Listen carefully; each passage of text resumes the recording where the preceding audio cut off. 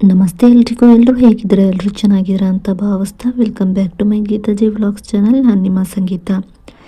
ನಾವು ಇವತ್ತಿನ ವಿಡಿಯೋದಲ್ಲಿ ಈ ಒಂದು ವಾರಾಹಿ ತಾಯಿಯ ಅಷ್ಟಕಮದ ಬಗ್ಗೆ ತಿಳ್ಕೊಳ್ಳೋಣ.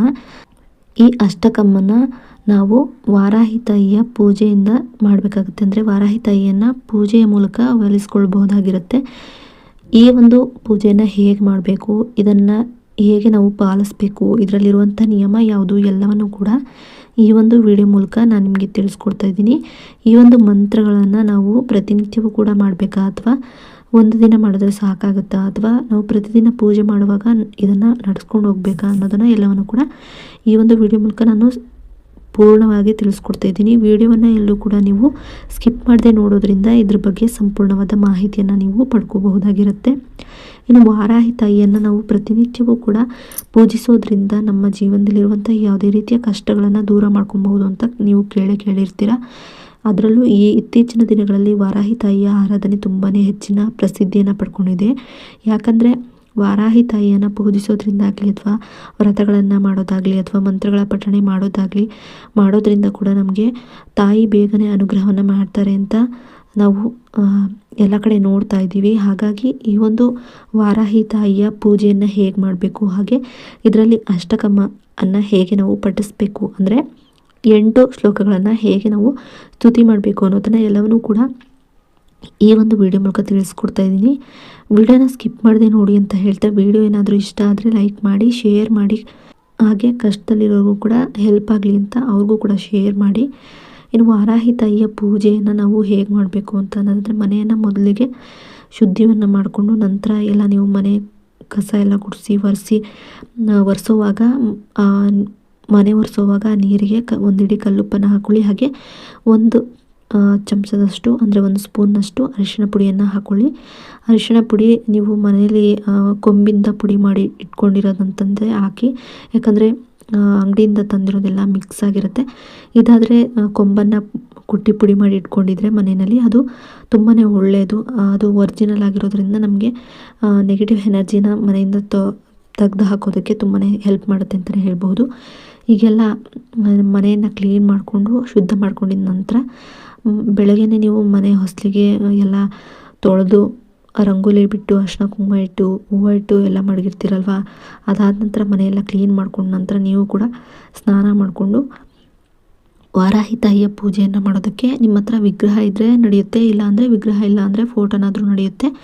ಅದು ಇಲ್ಲ ಅನ್ನೋರು ಕೂಡ ಒಂದು ಮಣ್ಣಿನ ಹಣತೆಯನ್ನು ತಗೊಂಡು ಅದನ್ನೇ ವಾರಾಹಿ ತಾಯಿ ಅಂತ ನೀವು ಮನಸ್ಸಿನಲ್ಲಿ ಅಂದ್ಕೊಂಡು ಅದನ್ನು ನೀವು ಇಟ್ಟು ಪೂಜೆ ಮಾಡಬಹುದಾಗಿರುತ್ತೆ. ಅಂದರೆ ಆ ಒಂದು ಮಣ್ಣಿನ ಹಣತೆ ಅಂದರೆ ದೀಪವನ್ನು ಇಟ್ಟು ಅದೇ ದೀಪವನ್ನು ನೀವು ಹಚ್ಚಿ ನಂತರ ಆರಾಧನೆ ಮಾಡಬಹುದಾಗಿರುತ್ತೆ.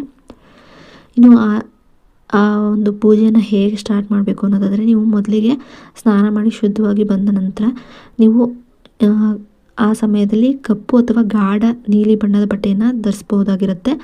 ಆ ಬಣ್ಣದ ಆಸನದಲ್ಲಿ ಮೇಲೆ ಕುಳಿತು ಕೂಡ ನೀವು ದೇವಿಗೆಯನ್ನು ಪೂಜಿಸಬಹುದಾಗಿರುತ್ತೆ. ಯಾಕಂದರೆ ದೇವಿಗೆ ಆ ಒಂದು ಕಪ್ಪು ಮತ್ತು ಗಾಢ ನೀಲಿ ಬಣ್ಣ ತುಂಬಾ ಪ್ರಿಯವಾಗಿರೋದ್ರಿಂದ ಆ ಒಂದು ಬಟ್ಟೆಯನ್ನು ಧರಿಸಿ ಕೂಡ ನೀವು ಪೂಜೆಯನ್ನು ಮಾಡಬಹುದಾಗಿರುತ್ತೆ.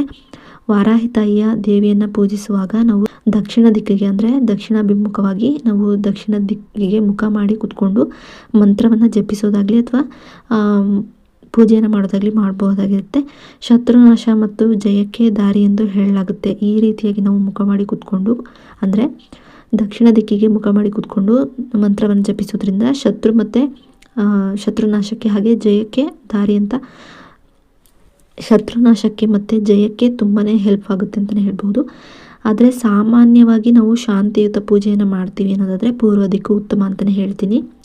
ಇನ್ನು ನಾವು ಪೂಜೆಯ ಮುಂಚೆ ನಾವು ಸಂಕಲ್ಪವನ್ನು ಮಾಡ್ಕೊಬೇಕಾಗುತ್ತೆ.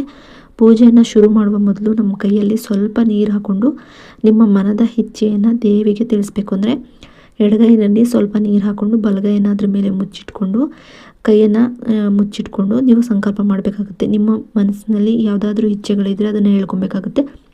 ಅಥವಾ ನಿಮಗೆ ಯಾವುದಾದ್ರೂ ಕೆಲಸಗಳಾಗಬೇಕು ಅನ್ನೋದಾದರೆ ಅದನ್ನು ನೀವು ಹೇಳಿಕೊಂಡು ನೀವು ಸಂಕಲ್ಪವನ್ನು ಮಾಡ್ಕೊಬೇಕಾಗುತ್ತೆ.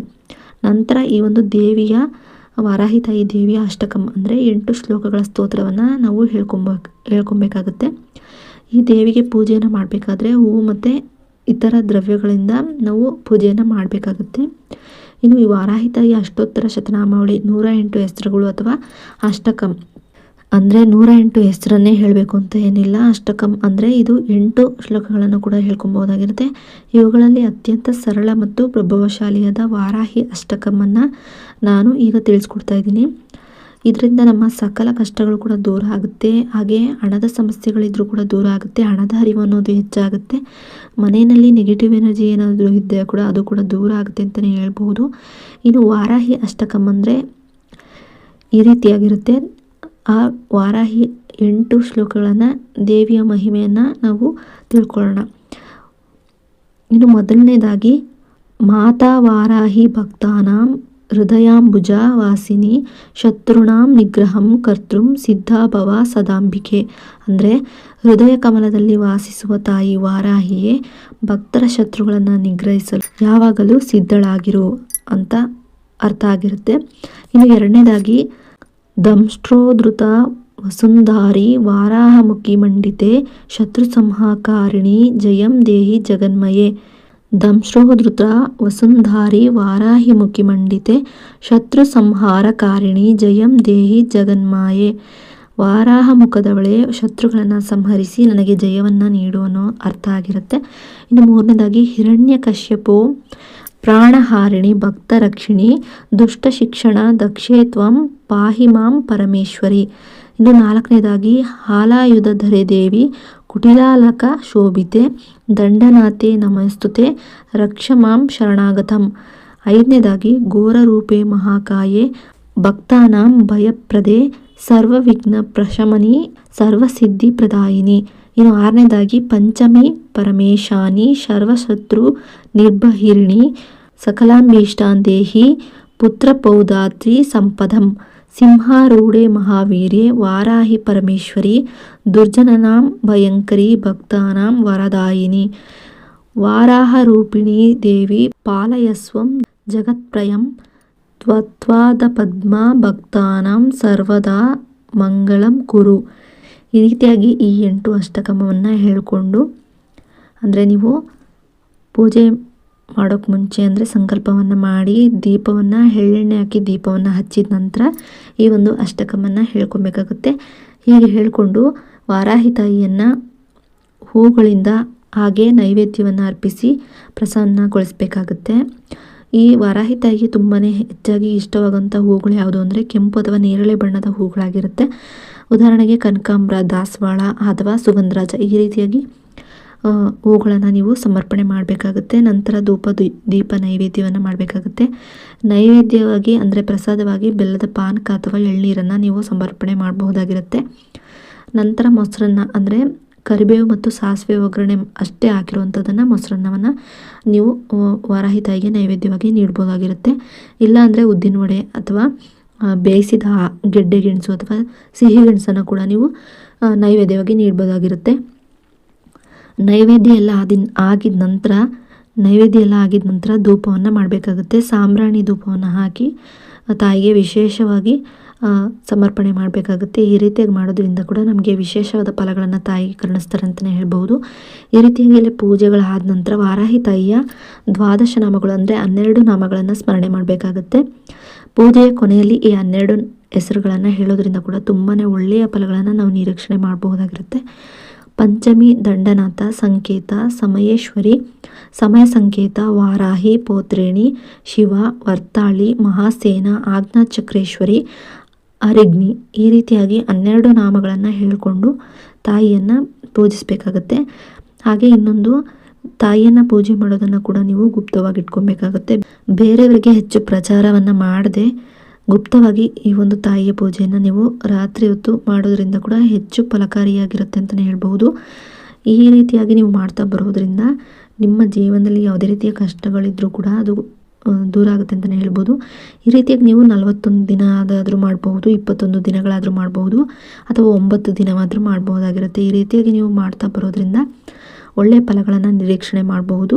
ಈ ಒಂದು ಈ ಒಂದು ಮಂತ್ರವನ್ನು ಪಠಣೆ ಮಾಡುವಾಗಲ ಕಂಟಿನ್ಯೂಸ್ ಆಗಿ ನೀವು ಮಾಡ್ತೀನಿ ಅನ್ನೋರಾದರೆ ನಾನ್ ವೆಜ್ಜನ್ನು ಬಿಟ್ಬಿಡಿ. ಅವಷ್ಟು ದಿನಗಳು ಕೂಡ ನೀವು ನಾನ್ ವೆಜ್ಜನ್ನು ತಿನ್ನಬಾರ್ದು, ಮೊಟ್ಟೆ ಕೂಡ ತಿನ್ನಬಾರ್ದಾಗಿರುತ್ತೆ. ಈ ರೀತಿಯಾಗಿ ನೀವು ಸಾತ್ವಿಕ ಆಹಾರವನ್ನು ಸೇವಿಸಿಕೊಂಡು ಈ ರೀತಿಯಾಗಿ ಮಾಡ್ತಾ ಬರೋದರಿಂದ ಕೂಡ ನಿಮಗೆ ತುಂಬಾ ಒಳ್ಳೆಯ ಫಲಗಳನ್ನು ಬೇಗನೆ ನಾವು ಸಿದ್ಧಿಸ್ಕೋಬೋದು ಅಂತ ಹೇಳ್ಬೋದು. ವಾರಾಹಿ ತಾಯಿಯ ಅನುಗ್ರಹ ಕೂಡ ಬೇಗನೆ ಆಗುತ್ತೆ ಅಂತ ಹೇಳ್ತಾ, ಈ ಒಂದು ವಿಡಿಯೋ ಏನಾದರೂ ನಿಮಗೆ ಇಷ್ಟ ಆದರೆ ಲೈಕ್ ಮಾಡಿ, ಶೇರ್ ಮಾಡಿ, ಕಮೆಂಟ್ ಕೂಡ ಮಾಡಿ. ಇನ್ನಷ್ಟು ಇಂತಹ ವಿಡಿಯೋಗಳನ್ನು ನೋಡಬೇಕು ಅನ್ನೋದಾದರೆ ನಾನು ಗೀತಾಜಿ ವ್ಲಾಗ್ಸ್ ಚಾನಲ್ನ ಸಬ್ಸ್ಕ್ರೈಬ್ ಮಾಡ್ಕೊಂಡು ವಿಡಿಯೋ ನೋಡಿ. ಸಬ್ಸ್ಕ್ರೈಬ್ ಪಕ್ಕ ಬೆಲ್ಲೈಕನ್ ಬಟನ್ ಇರುತ್ತೆ, ಅಲ್ಲಿ ಆಲ್ ಆಪ್ಷನ್ ಮೇಲೆ ಕ್ಲಿಕ್ ಮಾಡಿದ್ರೆ ನಾನು ಯಾವುದೇ ರೀತಿಯ ವಿಡಿಯೋ ಮಾಡಿ ಅಪ್ಲೋಡ್ ಮಾಡಿದ್ರು ಕೂಡ ನಿಮಗೆ ನೋಟಿಫಿಕೇಷನ್ ಮೂಲಕ ಮೊದಲು ಬಂದು ತಲುಪುತ್ತೆ. ಆಗ ನೀವು ನನ್ನ ವಿಡಿಯೋನ ಮಿಸ್ ಮಾಡದೆ ನೋಡಬಹುದಾಗಿರುತ್ತೆ. ಇನ್ನು ವಿಡಿಯೋ ನೋಡಿದ್ದಕ್ಕಾಗಿ ಥ್ಯಾಂಕ್ ಯು ಫಾರ್ ವಾಚಿಂಗ್.